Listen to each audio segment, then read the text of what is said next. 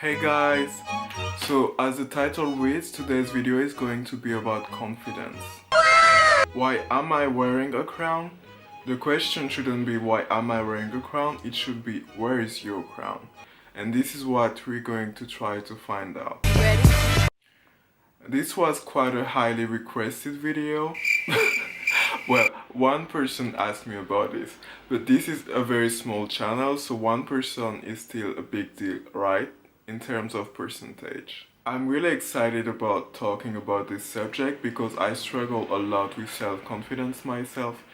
I basically went from sweating bullets and having hot flashes in the classroom when the teacher would ask a question that I know of, because I would really basically know all of my lessons by heart, but I would still be super worried. At that point, I didn't like my voice, I didn't like my nose, I didn't like my eyes, I didn't like much about me, if not to say I didn't like nothing.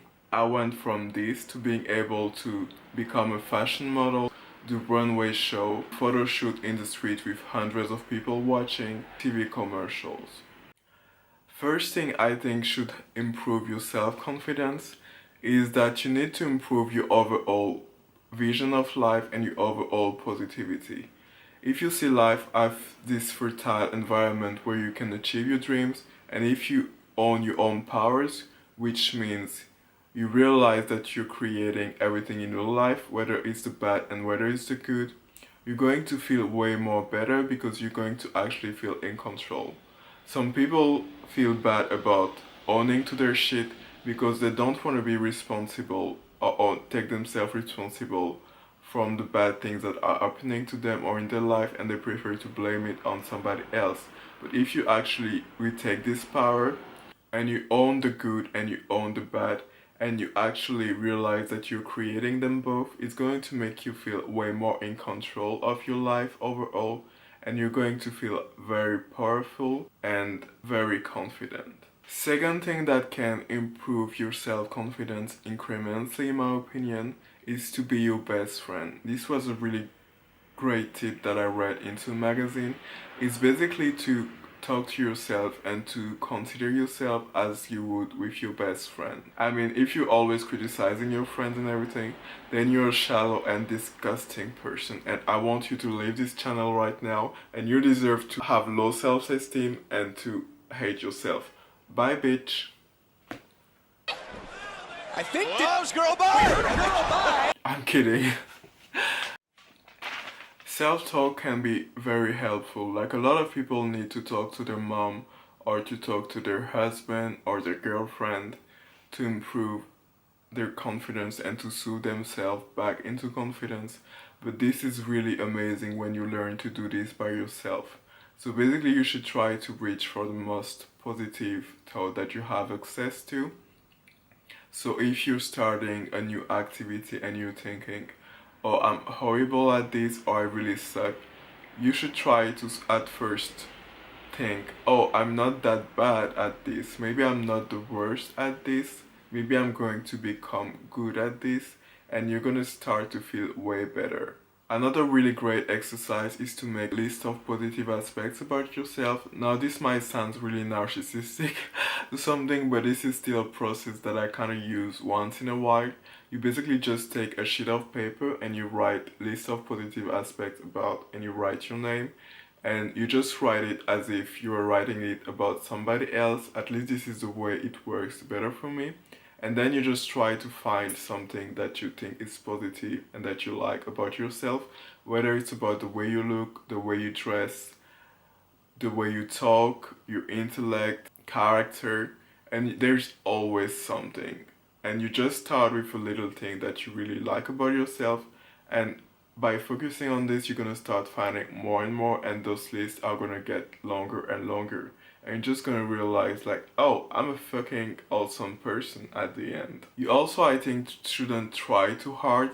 A lot of time people, when they try to help you boost your confidence, I just like, be more confident, you're awesome or something like this. But this is not something that happens overnight, because this is not something that happened overnight. You didn't got to a low self-esteem just because of one thing. So basically just give it time and give yourself a goddamn fucking break. Be easier to yourself and be nicer to yourself. A third thing that often comes as takes in terms of self-confidence is comparison. Stop comparing yourself to the other bitches because you are not the other bitches. Whether you're comparing yourself to them thinking you are better or thinking you are less better, you are still comparing yourself and it's not going to do any good to you. Stop judging other people because the more you're going to be talking smack about people and judging them, the more you're going to train yourself to talk smack and to judge, and the more you're going to start thinking smack and talking smack to yourself, and it's going to take your self-esteem lower. Generally, the people who talk the most shit about people are the most insecure persons. And the things that the opposite is often true. Personally, the more I find quality and the things to admire about people, the more I find quality in myself and things to admire within myself. And also the more I find things to admire within myself and things that I like about myself, the more I find things to admire about people and things to admire in people. So it's a virtuous circle and it's quite an amazing process actually. For instance, I started to take dance classes recently. I said it was the last time, last night. Sweet, sweet vibes, touch you that time. My mind just one more time. Can't take me hands in the night. Show me the light to you to come bring me back to life. It's just a little rush. I'm coming out every single time. It's just a little rush. And like these are classes for intermediate level and I'm kind of beginner, but I didn't feel like I was exactly beginner, so I wanted to go directly there. And the thing is, like most people there have a really good technique and they can learn way faster than I do. But instead of like focusing on this and comparing myself to them constantly, I just try to focus on the fun. And I'm like, I don't really care if I'm better than them or worse than them, or if I can't learn as fast as them or faster than them. I just care that I have fun and that I love dancing, and as long as I can have fun and I can enjoy the class, then it's all good. Focus on the fun. Also, one big misconception that people have when they're trying to reach for confidence is that they confuse it with attitude. Do I look like I got? Because I don't. And also a lot of people, when you come across and you tell them that you really like yourself and that you're really confident, they might sometimes take it for attitude and they might think it's something bad. First, if I'm confident and if I love myself, if I think I'm gorgeous, I'm smart and I'm funny, it doesn't mean that I think that there's no one else that is smart, funny and gorgeous. It's just that I really enjoy myself and I'm really like happy with myself. But I would be more than pleased to see gorgeous people and to tell them or to think how gorgeous they are and how funny and smart and talented they are. And also a lot of time the people who come up with a lot of attitude actually have a very small self-esteem and they're just trying to cover it up by acting confident where they're not. And I wouldn't advise you to attempt something like this because you are just going to lie to yourself and you're just going to put yourself in position in which people are going to try to like kind of put you down because they kind of can feel that you're playing a game but you actually don't have that confidence. So basically just be aware of where you are and don't lie to yourself. Just really be honest and look at yourself for where you are and you're slowly going to move into confidence. One more thing that you have to stop doing, think for other people. Because the only perspective that you have in life and that you always have is the perspective of yourself. It doesn't matter how compassionate you're trying to be or how smart you are or what are the other experiences that you had. But you can never know what someone else is thinking and can never know how someone else is feeling about you or about a situation or something. So stop trying to think about it and you don't have any control about it anyway. So whatever you don't have control upon, you should just let it go. And if at first you don't manage letting it go and you're still thinking about it, try at least to expect best from people. For instance, if you're walking in the street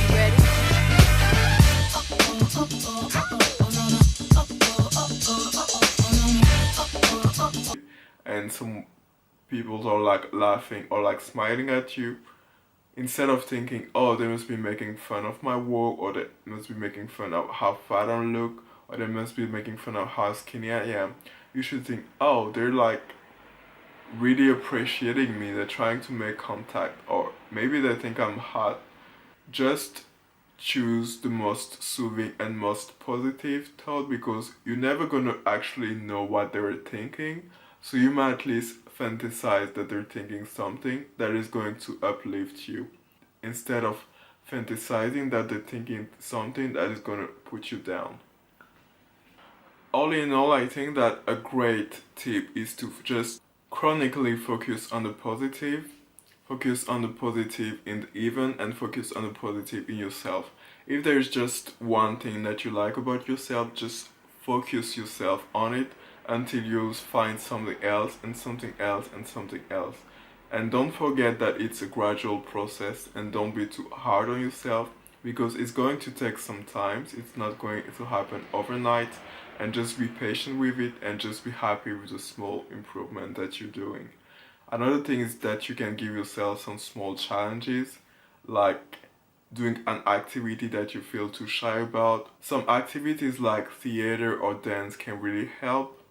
But if you're not ready yet, don't try to also push yourself too hard. Like, be kind to yourself and be patient with yourself. So thank you guys for watching. Don't forget to thumbs up if you like this video, because I'm thinking I might do a series about it. So if you like it, really leave me a thumbs up so I can know that it was useful to some people. Let me know in the comment box below, what is the most daring things that you've ever done and that had required the most confidence from you. I would love to know. じゃあね。